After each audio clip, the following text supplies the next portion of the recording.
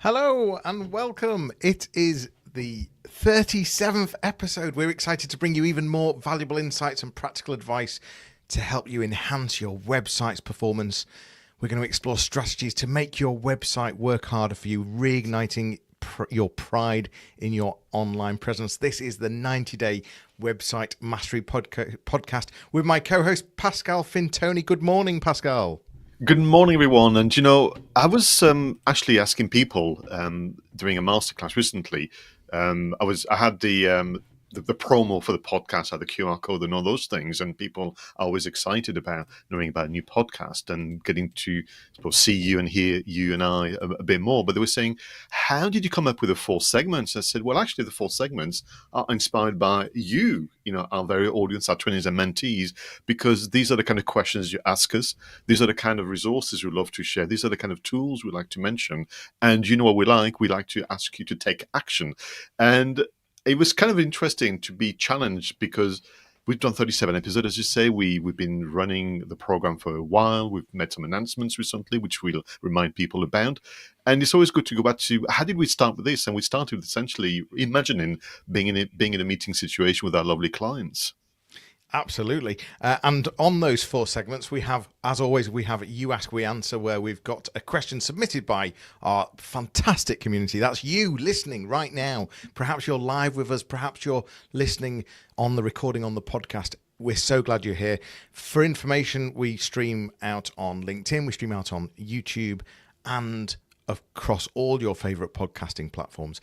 We have the You Ask, We Answer. We then go on to website stories where we share an article or a podcast that perhaps we've seen and we want to dissect. And then we move on to the website engine room where we share an app each or a piece of kit that's going to make your life easier as a website manager or a website content creator. And then, of course, we finish with the website call to action, which is one change or adjustment that you could be making to your website right now.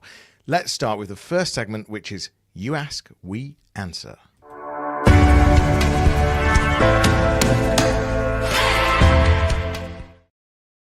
Now, I think you're going to appreciate this question, Johnny, because this is actually from a very recent workshop I was running. And we were talking about the need to update your website, of course, the need to be able to find your voice, the need to be able to, again, feel proud of your website by having something that you're very happy to share as an online destination. And we talked about company updates and the need to at least, as a minimum, have a monthly company update within the blog section. And people said, well, I'm trying to, but it's becoming very repetitive now. Any advice or suggestions? What say you, Johnny Ross? Oh, that mind block of content. Yeah, for sure. Well, for me, I do like a spreadsheet, and I find that a spreadsheet solves every problem you can imagine. I really do. So, I mean, I've got my tried and trusted technique, which really simply is writing down a list of dates of things that are happening in the world over the next 12 months that are related to your business. So that could be anything from new products or services. It could be from events or shows that you're aware of or that you're attending. It could be events that clients are going. So perhaps sectors or industries that you focus on, what's going on in their industry, in their sector, and what are the dates of those things. Bringing in all the standard stuff like Valentine's Day and Christmas Day and all that stuff that if you can relate it to your business. So I think that's sort of step 1 is you come up with those list of dates, and step 2 is you put them all into a spreadsheet and you start coming up with themes for different weeks of the year. So, the third week of March, we focus on, whatever it might be, a sporting event, and we relate a particular service to it. And in that spreadsheet, we have lots of different columns to make us think about the different types of content that we might use, whether it be audio or video or written. We also think about, who's going to write it, when does it need written by, when does it need recording by, what pictures do we need, what keywords do we need, and have sort of that produces a plan. So I guess it gives you that accountability and that planning. Got tons of other ideas, but that would be my first go-to solution, which is tried and tested, a good old spreadsheet that gives you that accountability and a bit of a plan going forwards. What you're reminding us, which is great, is that the level of planning and consideration is the same for maybe the how-to series of articles you're going to be doing, or the reviews of techniques and tools. Because I think with company updates, what people tend to do it, and I have a lot of sympathy for that, is almost wait for the end of the month and go, oh, right, I need to do a company update, looking back at the month that was, and then you kind of chasing around for anecdotes and whatever. So for me, I would agree, treat it as if you were actually not a member of the team and you're the journalist on behalf of the business, and therefore in advance you need to know about the broad strokes, but also maybe part of the mindset is it may be repetitive to you, but for a first-time visitor, it would be the first time that they're going to read that recent company update. And please understand, for all we're going to ask you to do the work in, it's unlikely someone's going to go back 6 months in time to look at what you said and did back then. But what I like to do with the company updates, firstly, I like to claim it by making sure there's a interesting label or a name for that series, almost like you would if it was a magazine. The next thing is, sometimes as a reminder, back to your point about not forgetting what you should be mentioning, I sometimes used the 7 Ps of marketing just as a checklist of all the things that you should be kind of mentioning. Also think of the company updates as a way to signpost people to content within the website. So maybe, the company updates, you mention that you and your colleagues went to an event, and then you put a link to the events roundup article written by one of your colleagues. So you can also use the company updates for internal linking, for pointing out things that people maybe have forgotten or taken for granted. And for me, part of what I do is simply ask, when I do the mentoring sessions, what have you done? Where have you been? Who have you met? And almost for 3 questions can also be a good way to go about it. But if it's repetitive, maybe like Jonny was mentioning, think about changing the format, think about changing the layout, think about changing the segments, back to that again, and maybe do multimedia. And the one thing that people need to remember is a lot of the company updates content is already on social media. So what you've done, almost without realizing, is you've kind of created your future company updates one social media post at a time. Sometimes you can repurpose and rewrite it, or sometimes, which I like to do to add media interest, Jonny, is embed actually the LinkedIn post, or embed the tweet or the Facebook post within the company update. So I think it's a mindset thing. It's a prep thing, like Jonny was mentioning, but also just make it fun and interesting and useful to the audience. Yeah, and on that fun and interesting part, don't forget about the people. This is it. It needs to be emotional as well. Bring in some emotion into this. Not in every update, but in some updates. So therefore, think about how you can bring in your customers, your clients. How can you bring in your employees, and produce some behind the scenes content as well. So it's about just sort of broadening the scope of your updates a bit and thinking a bit wider, and thinking how you can bring people into this and bring that emotional side as well, which is just so important. And very quickly, if I may, building on your point, Jonny, of course, you mustn't forget about your contribution to the community, from charity work to donations and so on. And I know sometimes people like to do this in a very discreet way, back to that kind of modesty. But I think back to, you should highlight the good work of the charity, perhaps, as opposed to what you do for them, if you find that to be a more elegant. But yeah, everything that you do. I would close with a statement that people have heard me say many a time, but remember, your ordinary is someone else's extraordinary. I love that. Is that from a film, Pascal? I don't think it is, but it should be.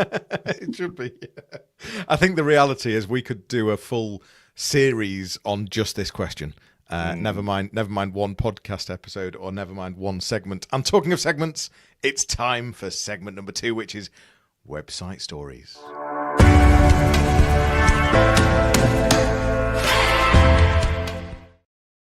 Now, in this segment of the show, Jonny and I like to review and react to a piece of content. Could be a video, could be an infographic, could be an article that can help us reflect on what it means to be a website manager in today's economy. And today we've gone for a video, and actually it feels like a special video because it was selected for 2 reasons. One is to show you an example of what is possible with regard to video marketing, video blogging, but also it feels quite unique because this video is an episode of Google Search News from the Google team, and the host of that Google Search News, almost like a newsreel, is John Mueller, who is the senior search analyst at Google. And if memory serves, you've met John Mueller at an event, Jonny. I have, yeah.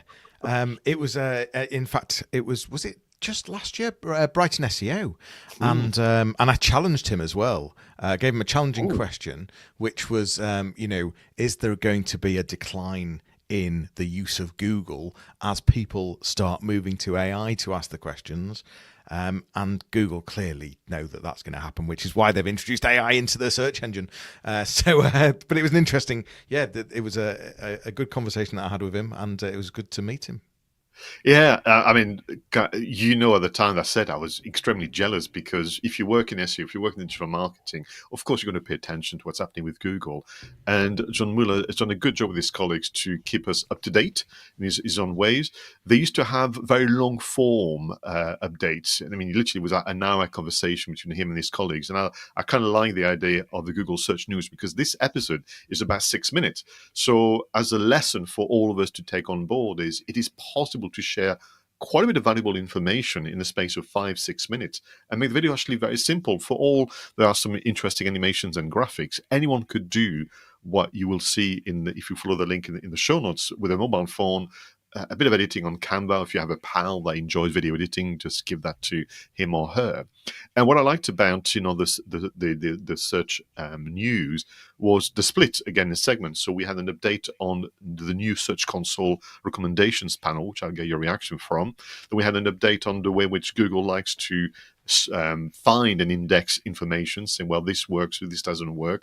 There was an interesting update on Google Trends, one of my kind of favorite tools. But interesting, some word of caution about just use the trends to come up with content that nobody is interested in your sector. What I liked about the video is a segment on shout out to the community. So literally, people do not work at Google got a shout out for an article, for a review on things like brand recognition or international SEO, and then some very practical update on the new image format AVIF that has been now recognized and indexed by Google, and the announcement of a new video series on how to understand SEO, but importantly, how to use Search Consoles and Google Trends. So, I mean, what did you think? The format was simple, wasn't it? But a lot going on in 6 minutes. Yeah, there was a huge amount covered, and they're very handy updates. I mean, it just helps bring to life what's going on from Google's point of view, and keeps you forever thinking about where you need to take your digital presence to align with Google's direction. I like the idea of bringing in recommendations into Search Console. It's an often underutilized tool. You tend to find that it's only utilized by the sort of more technical people, and the recommendations has been around a long time in tools like Google Ads. It can be prescriptive. It can be at times sort of telling you to do something that actually doesn't make sense, but at the same time, it does in a lot of cases bring a lot of value and make you think about things that you may not have considered. And certainly from a client point of view, if you're not in the depths of search engine optimization of organic traffic and sort of in the depths of website analysis on a daily basis, those recommendations can make a big difference very quickly. So I love the introduction of that. I've gone off tangent in terms of the actual video that John did, but that particular thing was the thing that jumped out for me. And the move towards a different format of images as well. So it's the AVIF file format, which Google's fully embracing. Browsers like it. It's much better compression, it's faster, gives you more enhanced color and 4K, and so that's an interesting move as well that we all need to consider as website content creators in terms of the images, the file names, the format of images that we should be using as well. I mean, do you think that the Search Console is not getting enough good PR? Because, I mean, I'm in meetings sometimes with clients and they will mention all the other dashboards and metrics that you can expect. And I find myself saying, what about Search Console? And I get a look, say, well, either people think it's too simple, therefore not useful, or they think, well, I've had enough of the different dashboards. I don't want yet another one. But I find this one to be really good to understand behavior. And actually, for me, its simplicity is its strength. It's one of the must-have tools that I've been using since day one, really, of when it first came out. I'm guessing 15 plus years ago, and even now when I'm working on an SEO project or a campaign, it's in the top one or two tools that you would go to first. I agree. It's very underutilized. It's very overlooked. It's your place to be able to talk to Google. I don't mean just have a conversation. That's not what I mean. But it's the only place that you can talk in inverted commas both ways, hear what Google's saying about your website and tell Google about your website to Google. And it's the only place you can do that. You can't have that conversation anywhere else. So it's the most important. It's really important, and it's very underutilized. I want to quickly close on Google Trends, the other platform that was mentioned in this search news video, and you like this tool a lot. I agree. Tell us more, Pascal. And what I like about it is that it's really that practical entry into the right mindset around SEO and being relevant and current and that kind of things. But I've got a question really around Google Trends versus AI summaries, because Google Trends is informed by the search habits. So what he's saying is, at this moment in time, and what they're claiming is that they're going to be even more swift in telling you about what's trending at this moment in time against that kind of general topic or subject area. These are the kind of words and phrases people are using, and there's either increases and decreases, and that can give you some clues and cues about your content marketing. But with AI summaries, I wonder whether essentially people are not going to search the same way. They're going to literally just put in one or two words, and they're going to have a detailed AI summary that they're going to spend minutes reading and consuming. But that's not going to inform Google Trends, or am I perhaps missing a link here? I think you're right. The way we use search is ever evolving, and therefore the data that's being picked up is more difficult. But the likes of Google and these tech giants will find ways of grabbing that data, even if it's through eye tracking. I think it's. I don't know if you've played with any of the accessibility features on the iPhone, but they're quite scary in terms of the eye tracking one, where you can literally look and tell it to press buttons. And if you tell me that, for example, Apple isn't using that data somehow, well, I reckon it is. So yes, people are changing how they search, but at the same time, these tech giants have ways of understanding the words we're focused on, I think. So listen, everyone, there's a good example, a 6-minute video that informs your clients and get Jonny and I talking forever about the content. So I think for me, that was just a perfect selection for episode 37. And whilst we're mentioning this, as I've said, we are live. We love people being with us and listening, and we want your comments. So do you use Search Console? What do you think of Google Trends? But more importantly, the segment we were talking about earlier, we were talking about content and coming up with ideas. Simon Raybould is listening on LinkedIn right now. He's got, for me, signposting is one of the most useful things. You can cover lots of content and then point at in-depth stuff. Well, it's true. You can simply be a signpost, can't you? And so thank you for sharing that, Simon. If anyone's got any other thoughts, let us know. We'll see if we can give you some kind of mention. But for now, let's move on to our third segment, which is the Website Engine Room.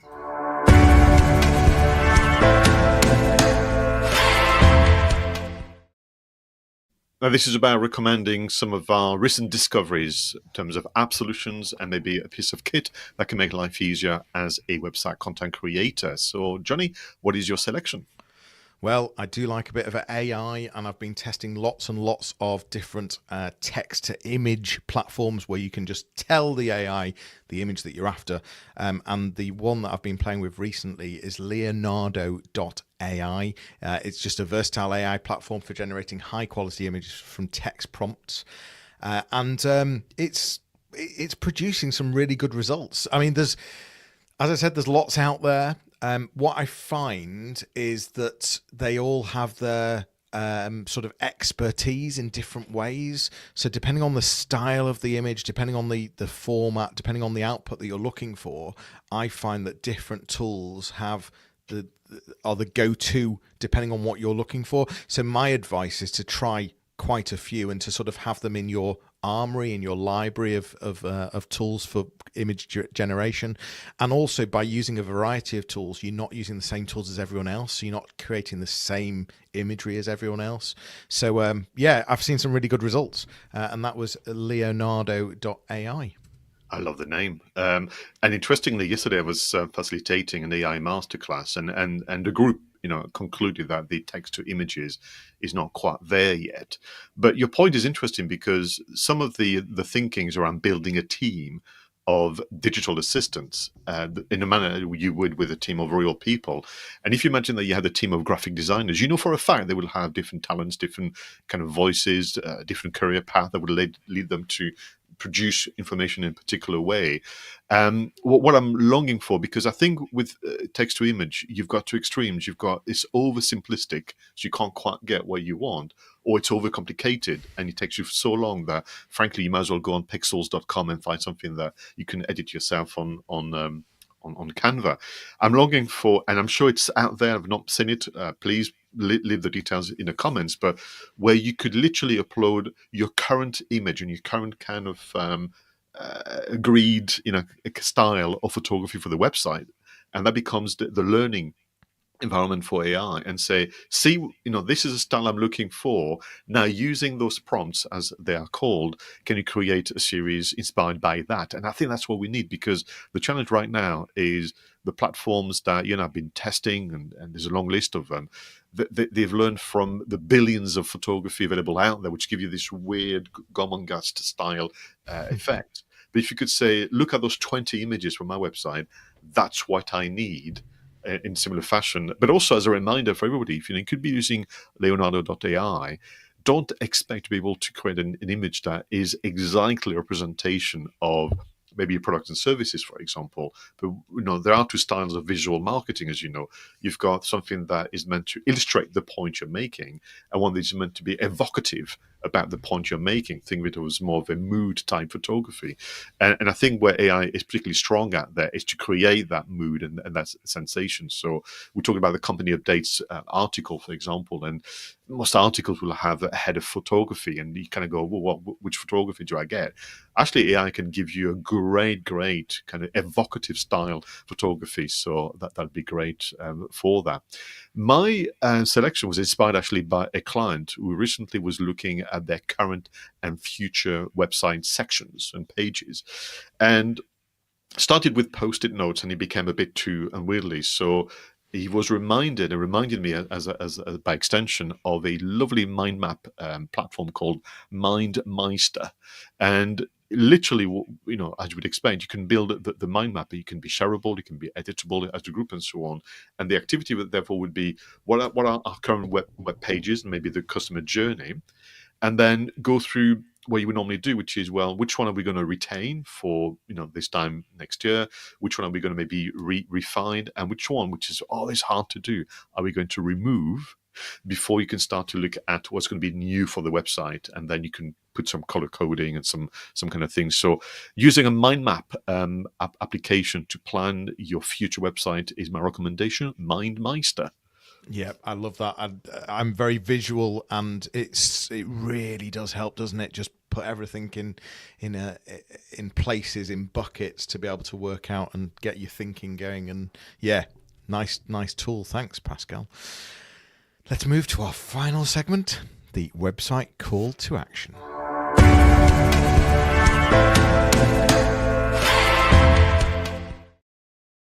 Now, Jonny and I are going to ask you to make that one adjustment, that one simple action that can really make a difference and help you become proud of your website again. Jonny, what is your call to action? It's one that has been around for a long time, but it's amazing that a lot of websites don't always use it. So this is Breadcrumb Navigation. It's the simple idea of adding breadcrumb trails to help your visitors and users navigate back to previous pages. It helps reduce bounce rates. It enhances site usability. It helps from an SEO point of view.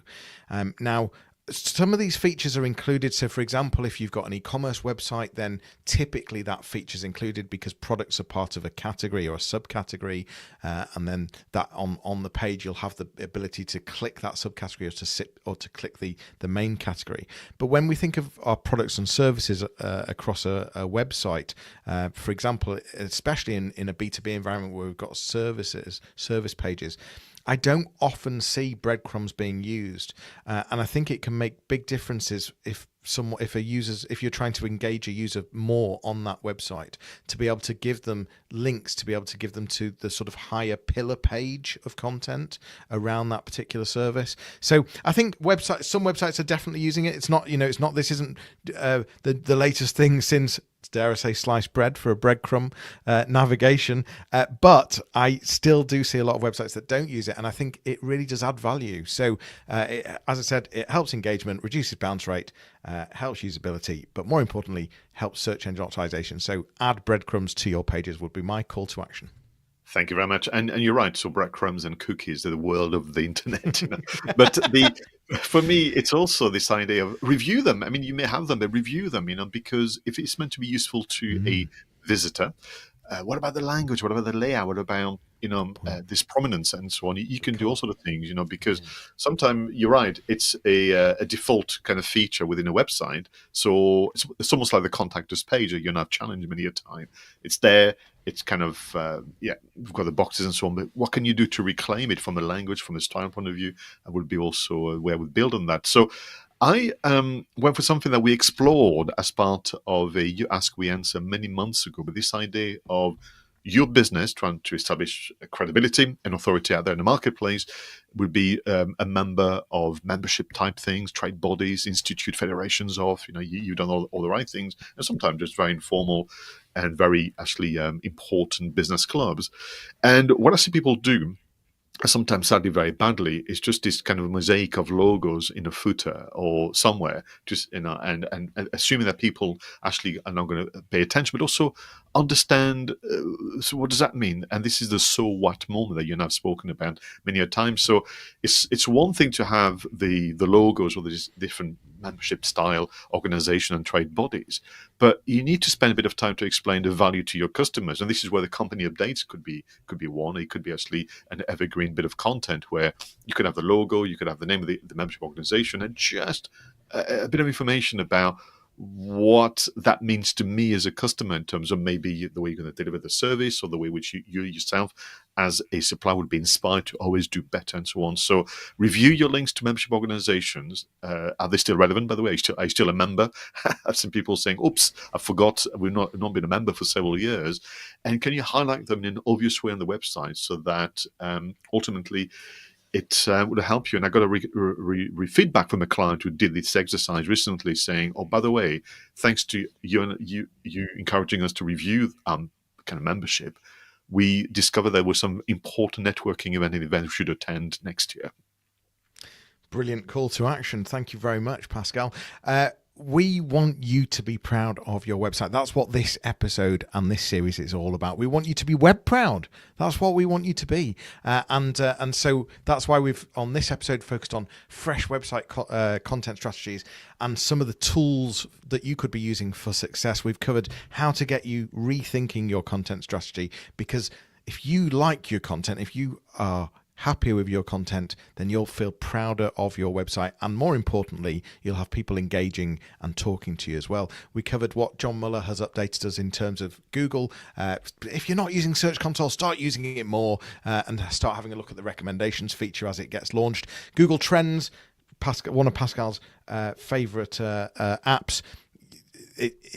Brilliant insights, helps you think of what's being trended at the moment, what words are coming out at the moment as well, and also consider the formats that you're using for images. We talked about in the website engine room, we talked about mind maps, and we also talked about text to image apps and how you could have a bank of graphic designers at the touch of your fingertips, and the more you start playing with them, the better you'll get an idea of the styles that they're out there. And of course, the website call to action: review your link with memberships and trade bodies and add some breadcrumbs. And if you've already got breadcrumbs, reflect on them and see if they are styled right. Another great episode, Pascal. Thank you very much.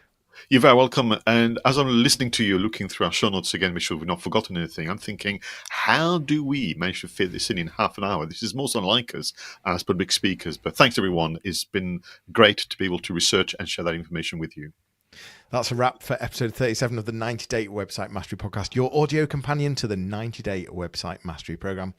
For more information, visit 90daymarketingmastery.com, where you can book a discovery call with either myself or Pascal. Watch out, this is the audio companion. We've got the book companion coming next week. We are web proud, and we want you to be web proud as well. So watch out on our socials and join us in our celebration and launch. It's goodbye for now. We'll leave you with a fun video and audio montage to enjoy whilst you review your notes and action steps. Check out the show notes for all the links. We will speak to you all soon. Take care. Cheers, Pascal. Bye-bye. Bye.